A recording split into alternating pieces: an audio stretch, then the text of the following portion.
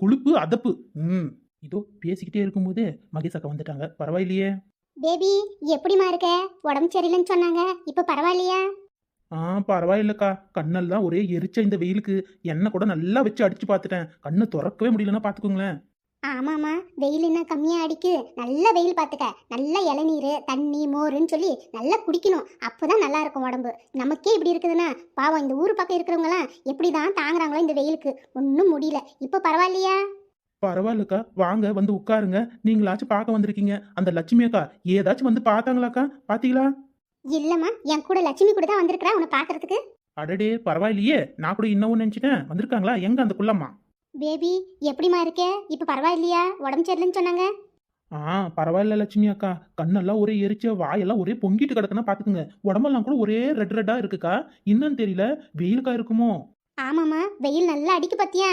அதனால தான் இப்படியெல்லாம் உடம்பெல்லாம் பொங்கிட்டு கிடக்கு. நல்ல ஃபேன் காத்துலேயே இருக்கணும். வெயில் பக்கம்லாம் போகக்கூடாது, இன்னும் ஜாஸ்தி ஆயிடும். சரியா?